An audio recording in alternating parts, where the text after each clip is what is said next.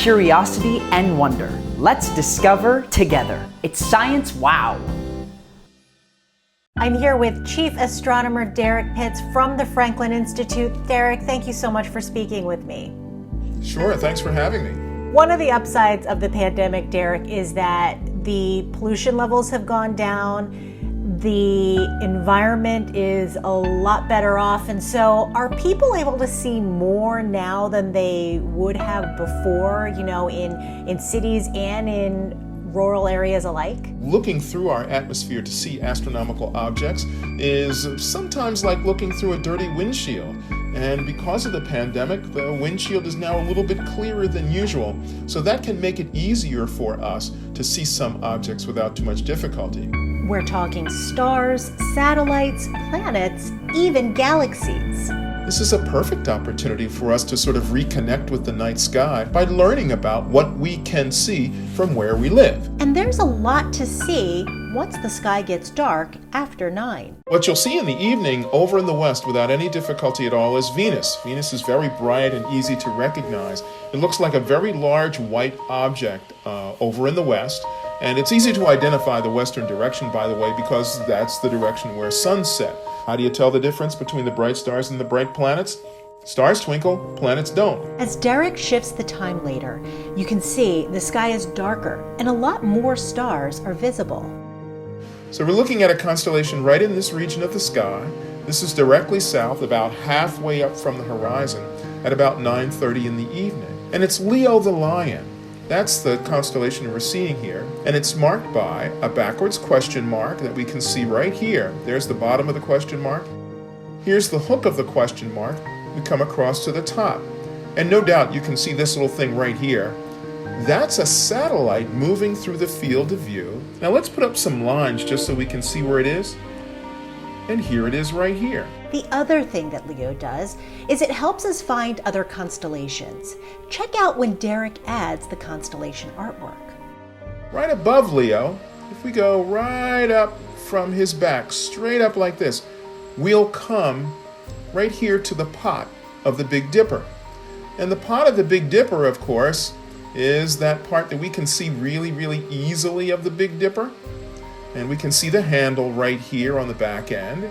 And what we can do is we can go right from the pot, right out to the handle, and the handle will carry us over to that red giant star I mentioned, Arcturus, right here. And then, of course, we can come back to Leo, and now what we have is we have 3 main constellations that we can see without any difficulty at all. Leo the Lion, main constellation of the spring sky, Ursa Major and the Big Dipper, one that everyone knows, and Arcturus as part of the constellation Boötes, not very well known, but the star is really nice to look at, especially in binoculars. For constellations, the way I advocate doing this is get a star map from online someplace. There are plenty of star maps available that you can choose from. Find a bright constellation, a constellation that has lots of bright stars, at around 9 p.m. in the evening, just as the sky is getting dark. And what you can do with that is learn that particular constellation's shape using its bright stars. And then for one evening, go outside, identify that one constellation. Now once you've done that, you're done for the evening. Then the next night you're going to go out, identify or learn a constellation from your map that's adjacent to the one you already learned. Go back outside, identify the one you learned previously and the one adjacent to it, and now you have 2 constellations. And if you keep doing this, Derrick says you can get really good, really fast at recognizing constellations and knowing the sky.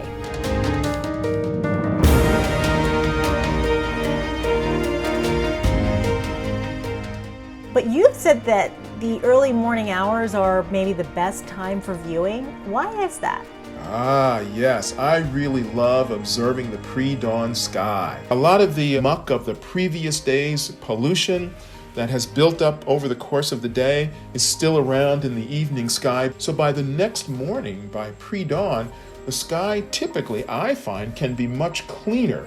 And so it's a really nice time to view. It's also much quieter typically. And you get to see a part of the sky that you don't normally get to see. And here's what I mean by that. You might be used to the evening constellations, but in the morning you get to see the constellations that typically would be seen in the opposite season. So, if I time things just right, I can catch the constellations of the winter in the pre-dawn sky during the summer. It's fun to lay outside on sort of like a recliner, a chaise lounge or something like that, and just sweep the binoculars through the sky. You'll discover all kinds of things. Do you need to know what they are by name? Not necessarily. I just do it because it's fun, and you can see all sorts of cool things. It gives you that time to sort of like decompress and relax, calm down, and sort of get more into the flow of the universe itself. All right, Derrick, thank you so much. This was just really cool. I love the connection, love the information, and I think I'm going to have to take the family out tonight.